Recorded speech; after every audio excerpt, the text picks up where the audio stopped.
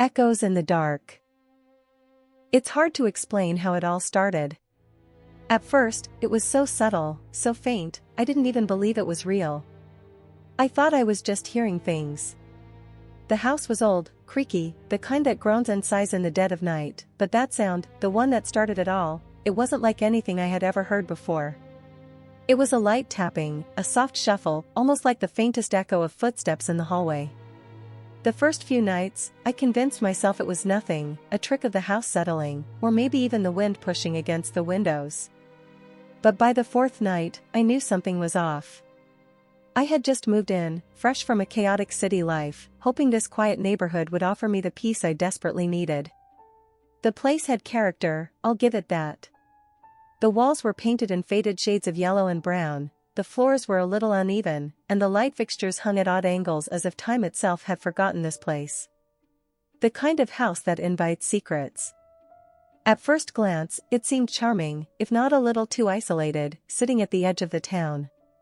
But I was used to being alone. I liked it. It wasn't until the fourth night, when the tapping grew louder, more deliberate, that I started to question myself. I was lying in bed, the room thick with the smell of dust and stale air, when it happened again. A slow shuffle, as if someone was walking down the hallway just outside my bedroom door. I froze, holding my breath, praying it was just the house. But no, there it was again. Another shuffle. Closer this time. I wasn't sure what to do. I lay there, my body tense, every nerve screaming at me to get up, to check, to make sure there was nothing out there. But fear kept me rooted to the spot. I've never been the type to scare easily, but this was different. It wasn't just the sound, it was the feeling that came with it. It was like something was waiting, lurking just beyond the threshold of my room, watching me. After a while, the sound stopped. I waited, listening to the silence, hoping that maybe I had imagined it all. But then I heard it again. Not just the shuffle this time. There was something else. A whisper, so faint I could barely make it out. It wasn't a voice I recognized. It sounded like a warning. I shook my head, pushing myself up in bed, my heart racing. This wasn't happening. I was just tired, overworked, imagining things. But the sound wasn't stopping. Slowly, I slid out of bed and crept toward the door, careful not to make a sound. I reached for the doorknob, my hand trembling, and swung the door open. The hallway was empty. Nothing there. No shadows, no figures, just the dim light from the lamp in the living room, casting strange shapes across the walls. I told myself I was just being paranoid, that I had heard the wind again, or maybe the house settling. But deep down, I knew there was something more to it. I walked out into the hallway, cautiously, every step measured, trying to listen for anything unusual. I reached the living room, scanning the corners, the dim light playing tricks on my eyes. Still, I found nothing. But then, something caught my eye. A scrap of paper, crumpled and hidden behind a small table in the corner of the room. My breath caught in my throat. I hadn't noticed it before. It hadn't been there earlier. My heart thudded in my chest as I bent down to pick it up, unfolding the paper slowly. It was an old, yellowed piece of stationery, the edges frayed, as if it had been hidden for years. In a shaky, uneven hand, the note read, "They're coming for you. You won't see them." I froze. My eyes lingered on the words, my fingers trembling as I held the paper. I felt a sudden, suffocating sense of dread wash over me. This wasn't some old note left behind by a previous tenant. No, this was something different. I turned the paper over, expecting to find something more, something to explain it. But there was nothing, just blank, faded parchment. The sound of footsteps echoed again, this time even closer than before. But there was no one in the hallway. Just the silence, thick and oppressive. I couldn't shake the feeling that something was standing there, just out of sight, watching me.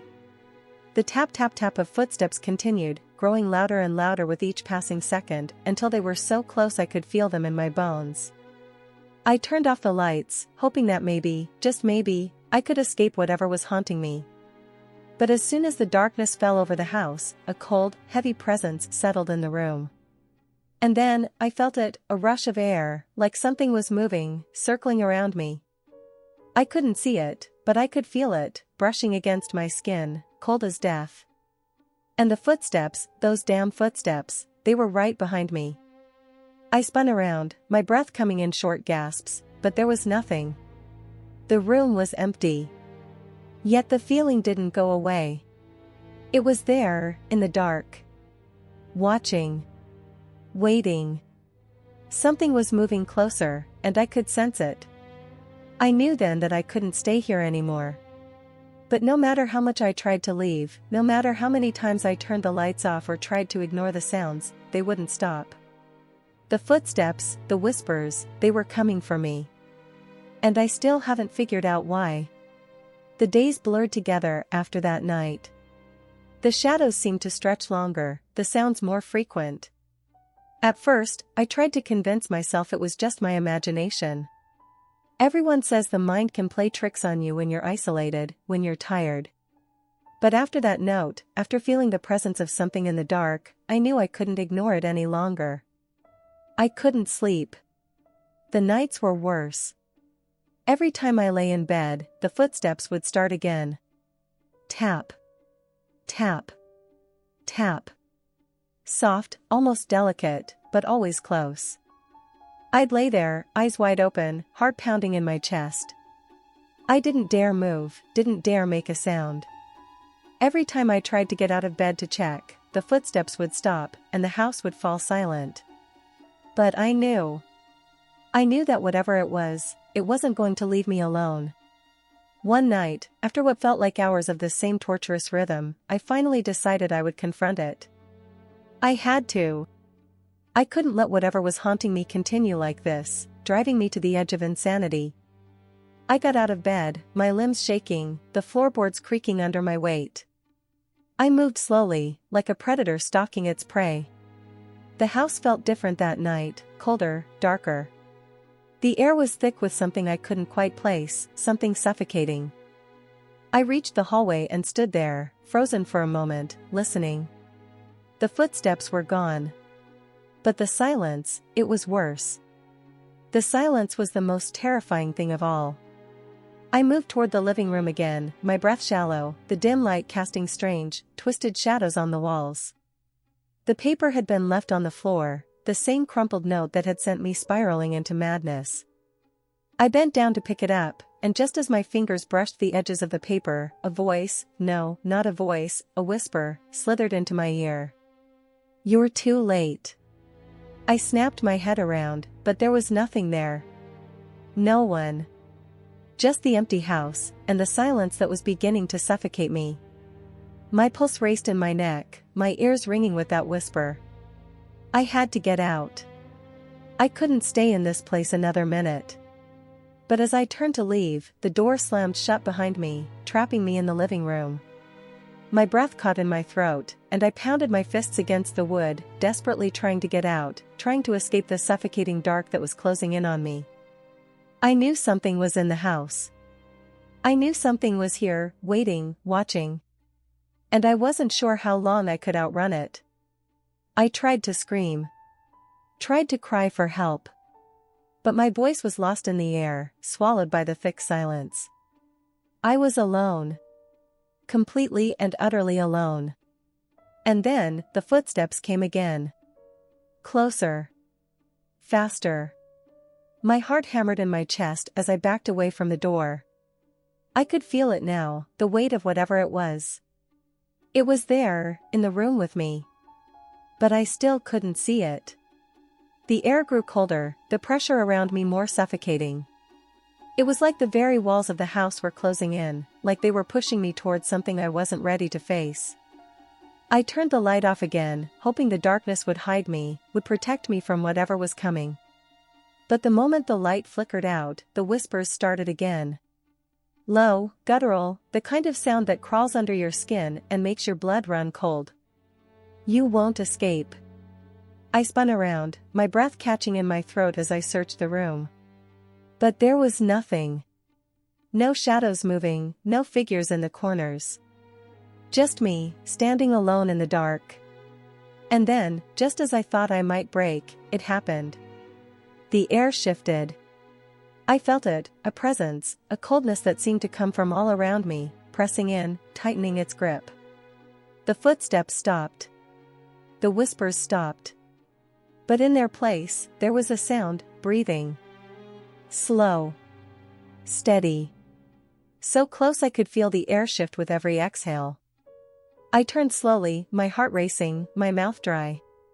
There, in the corner of the room, just beyond the edge of the dark, stood something. A shape.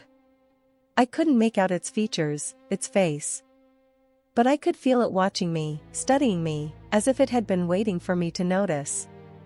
My body froze, my limbs refusing to move as the thing slowly stepped forward, its presence growing heavier in the room. I wanted to scream, to run, but I couldn't. I couldn't look away. Then it spoke. Not with a voice, but with a thought, in my mind. It's too late. They're already here. Before I could react, the room around me seemed to distort, twisting, turning as if the very walls were alive, and I was being swallowed by them. The floor beneath me shifted, and I felt like I was falling into an endless abyss. And then, just as suddenly as it had all begun, everything went still. Silent. Calm. I woke up the next morning, the sun filtering through the windows, casting a soft light across the room. I wasn't sure how I had fallen asleep, or if I had slept at all. The events of the night before felt like a dream, a nightmare. But as I sat up in bed, something caught my eye. The paper. The note. It was on the floor beside me, crumpled and faded, as if it had never left. You won't see them. And then I realized, it wasn't over. Not by a long shot. I had to leave, but I couldn't. Something had me. Something was here, and it wasn't going to let me go that easily. I don't know how much longer I can stay in this house. How much longer I can keep pretending it's all in my head. But I can hear them, even now. The footsteps. The whispers. They're closer than ever. I could feel it, creeping up on me, the weight of it settling on my chest, making each breath harder to take.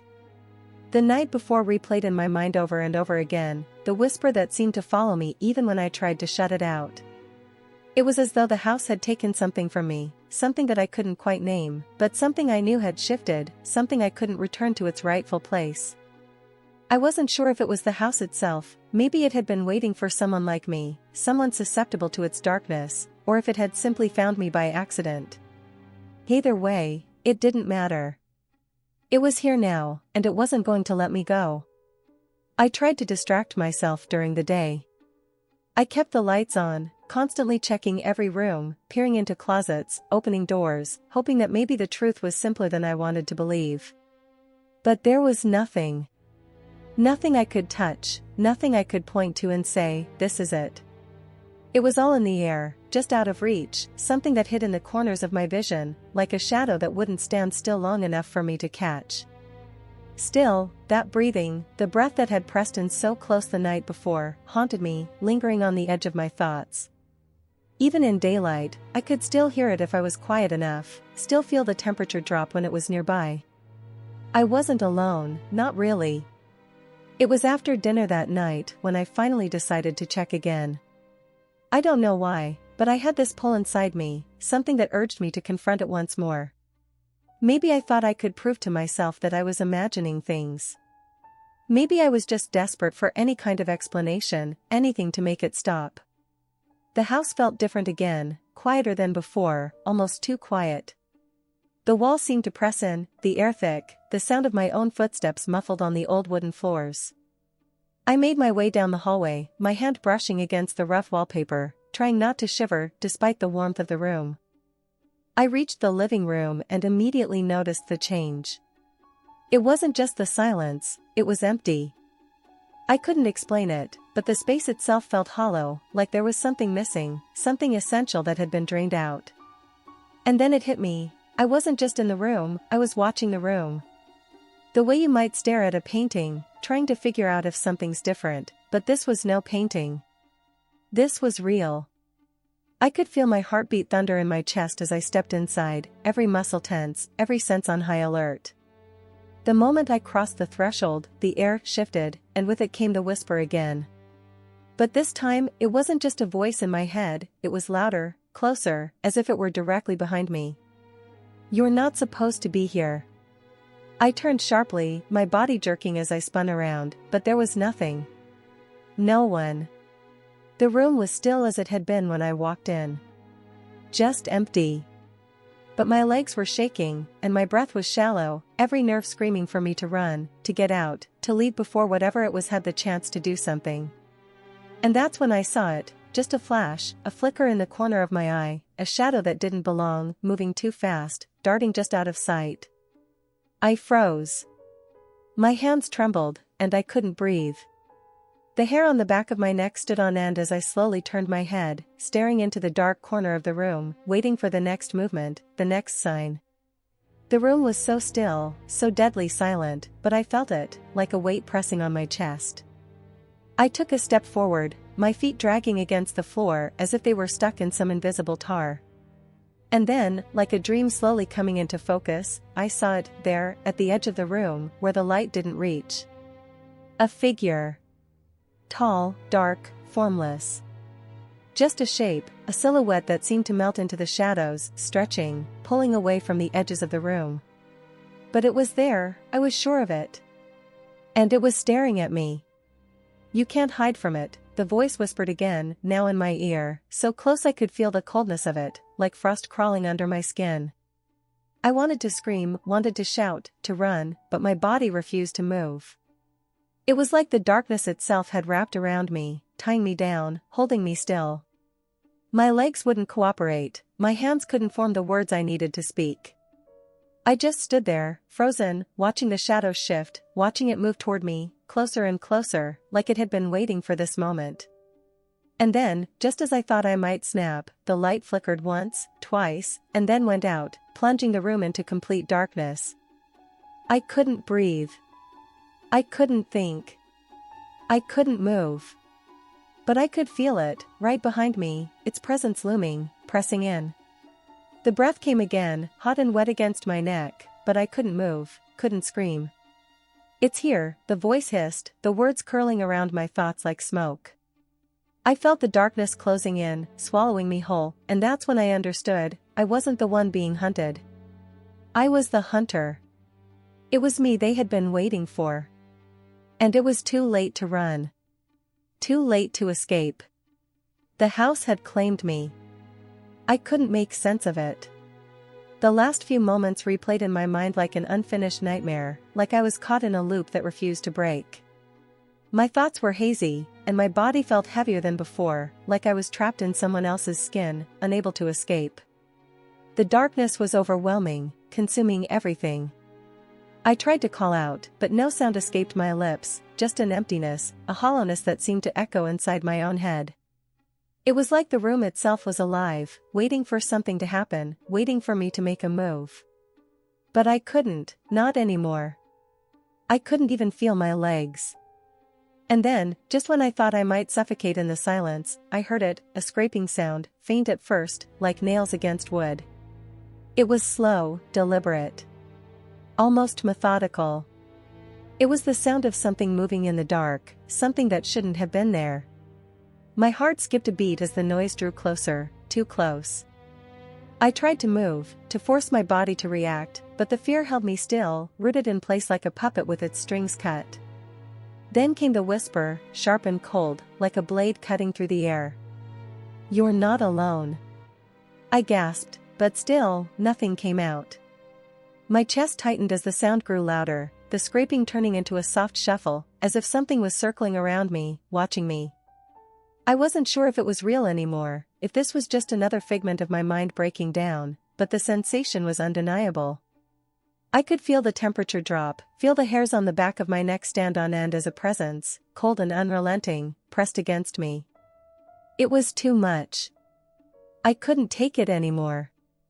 I had to find the light. I had to. The idea came to me, desperate, a flicker of hope in the blackness.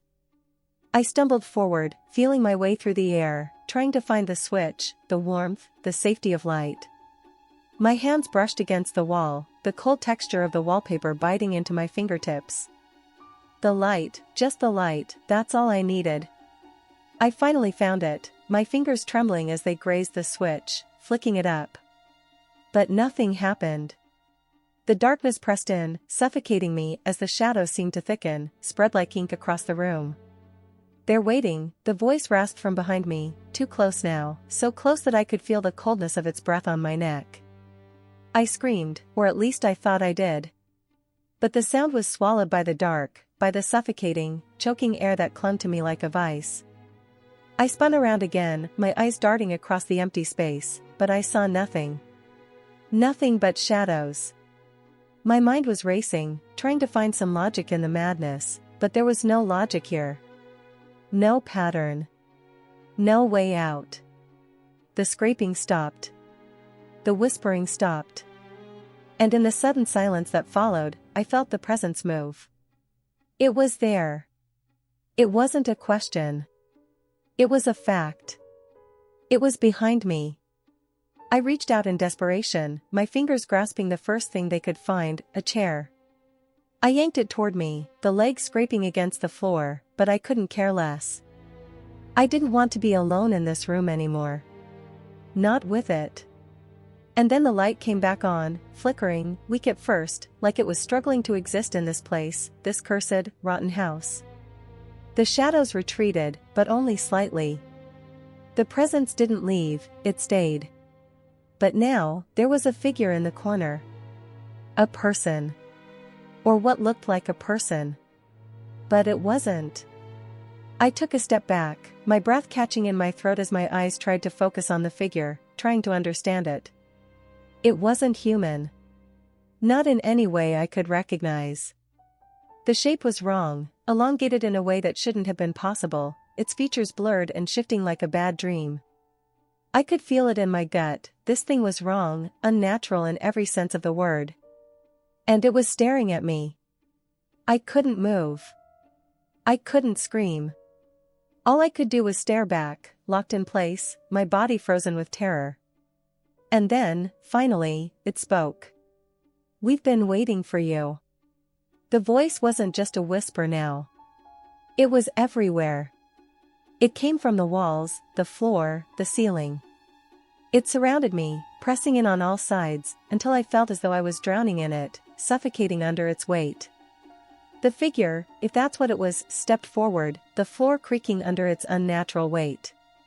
Each step it took sent a shockwave through the room, shaking the walls and making my teeth rattle in my skull. I tried to move, tried to run, but my legs refused to cooperate. The fear, the sheer raw terror, held me in place, made me a prisoner to it. And then, in the moment that everything seemed to stop, I understood. This was never about me running away. It was never about escaping. I had been caught the moment I set foot in this place. This house had been waiting for me, and now, it had me. The shadows, the whispers, the scraping, their purpose was never to kill me. It was to claim me. The figure reached out a hand, impossibly long, stretching toward me with an unnatural grace. I couldn't breathe. I couldn't move. All I could do was stare as its fingers brushed against my skin, cold and sharp like ice. And then, everything went dark. The last thing I felt before the darkness took over was the whisper again, this time in my ear, a promise. "You'll never leave." And with that, I was gone.